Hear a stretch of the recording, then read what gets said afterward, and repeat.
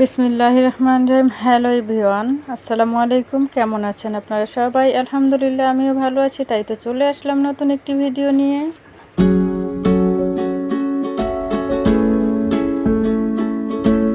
তো রান্নাটা কিন্তু শেষ হয়নি, এর ফাঁকেই কিন্তু চলে আসলাম মেয়েকে দিতে। আর এখন বাসায় যাচ্ছি। বাসায় গিয়ে আমি রান্নাটা শেষ করব। আর সকালে শুধুমাত্র একটা রুটি খেয়েছি। তো রান্নাটা শেষ করে তারপর কিছু খাবো আর কি। তো আসলে সকাল থেকে দুপুর পর্যন্ত অনেক বেশি ব্যস্ত থাকি, আর দুপুরের পর থেকে কিন্তু ফ্রি থাকি। তো এই হলো আমার দৈনন্দিন জীবনের কাজ। হাজব্যান্ডকে সব কিছু কিন্তু রেডি করে দিয়েছি, সে কিন্তু খাওয়া দাওয়া করতেছে। আর আমি তো এখন এই দিক দিয়ে আমার মেয়েকে দিয়ে বাসায় যাচ্ছি। তারপরে কিন্তু আমরা খাওয়া দাওয়া সারলাম, আমার হাজব্যান্ড চলে গেল, আর আমি একটু রেস্টে ছিলাম। থাকার পরে আমি কিন্তু এখন আমার সংসারের কাজে ধরে পড়েছি। তো সব কাজকর্মই ক্যামেরাবন্দি করতে পারি না, তারপরেও যেটুকু পারি সেটুকুই কিন্তু আপনাদের সাথে শেয়ার করি। আর আশা করছি আপনারা সবাই আমার সম্পূর্ণ ভিডিওটির সাথেই থাকবেন। যারা আমার এই ভিডিওর মধ্যে আছেন এখনও পর্যন্ত একটা লাইক দেননি, প্লিজ একটা লাইক করে দিয়েন। আর যদি ভালো লাগে অবশ্যই চ্যানেলটি সাবস্ক্রাইব করে পাশেই থাকিয়ে যাবেন। তো আমি কিন্তু এখন অফ ক্যামেরাতে আজকে ঘরটা গুছিয়ে নিয়েছি। আর গুছিয়ে নেওয়ার পরে এখন কিন্তু ঘরটা মুছতেছি। কালকে ঘরটা মুছতে পারি নাই। তো আসলে একদিন ঘর না মুছলে যে কি অবস্থা হয়, ঘর তো একেবারে পুরো বালু দিয়ে ভর্তি। মনে হয় যে কত ময়লা, কতদিন থেকে মুছি নাই এরকম। তো ছোট ছোট পোলাপান থাকলে তো এরকমই হয়। তারপরেও আমি চেষ্টা করি সব সময় পরিষ্কার পরিচ্ছন্নতা রাখার জন্য। আর এখন কিন্তু আমি ঘরটা মুছিয়ে নিচ্ছি।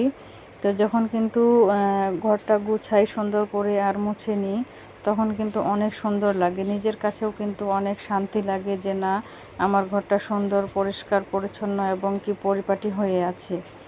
তো আমি কিন্তু কাপড় দিয়ে সব সময় ঘর মুছি। আর কাপড় দিয়ে ঘর মুছতে কিন্তু আমার কাছে খুব ভালোই লাগে। আর অনেকে ভাবতে পারেন যে আপু একটা লাঠি কিনে নিয়েন। আসলে লাঠি আমার আছে, তো লাঠি দিয়ে আমাকে মুছতে একদমই ভালো লাগে না। সেই জন্য কিন্তু আমি কাপড়টা দিয়েই মুছি। কাপড় দিয়ে মুছতে কিন্তু আমার কাছে খুব বেশি ভালো লাগে। আর এই মোছাটা কিন্তু দেখতেও অনেক বেশি ভালো লাগে। আর অনেকক্ষণ পর্যন্ত এই মোছাটা থাকে, সেই জন্য কিন্তু আমি হাত দিয়েই মুছি। তো শীতকাল যখন আসবে তখন আবার লাঠি দিয়ে মুছবো। তো ঘরটা কিন্তু মোছা হয়ে গেল। হওয়ার পরে আমি কিন্তু এখন বারান্দায় চলে আসছি। আর আমার ঘরের পাশে আরেকটা দরজা আছে, সেখানে কিন্তু আরেকটা রুম আছে। তো সেই রুমের মধ্যে তালা দেওয়া আছে। আমার শ্বশুর থাকে, তো উনি দোকান করে, তো তালা দিয়ে কিন্তু উনি চলে গেছে সকালবেলা। তো যখন বাসায় থাকে তখন কিন্তু সেই ঘরটা আমি মুছে টুছে গুছিয়ে রাখি। তো আমার শ্বশুর আবার সকালবেলা উঠলেই কিন্তু তিনি নিজের কাজটা নিজেই করে নেন, নিজের কাপড়গুলো নিজেই ধোয়ান। আর হচ্ছে বিছানাটাও কিন্তু সুন্দর করে একবারে গুছিয়ে রাখেন, কখনো কিন্তু কোনো কিছু অগোছালো রাখে না।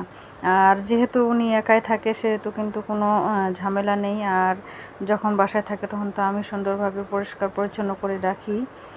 আর এখনও কিন্তু কোনো অপরিষ্কার বা অগোছানো নেই, সুন্দর আছে। তো আমি কিন্তু এখন বারান্দাটা মুছে নিচ্ছি। আর আমি জানি না যে আমার এই ভিডিওগুলো আপনাদের কাছে কেমন লাগে। সবাই একটু আমাকে সামনের দিকে এগিয়ে যাওয়ার জন্য একটু অনুপ্রেরণা দিবেন।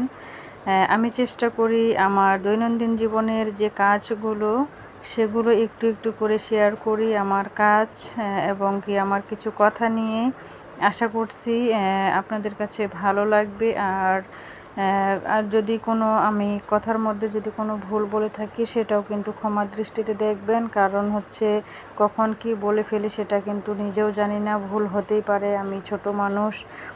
আর আপনারা সবাই একটু ক্ষমার দৃষ্টিতে দেখবেন। আর সবাই একটু ভালোবাসা দিয়ে পাশে থাকবেন, একটু সাপোর্ট করবেন এই বোনটিকে।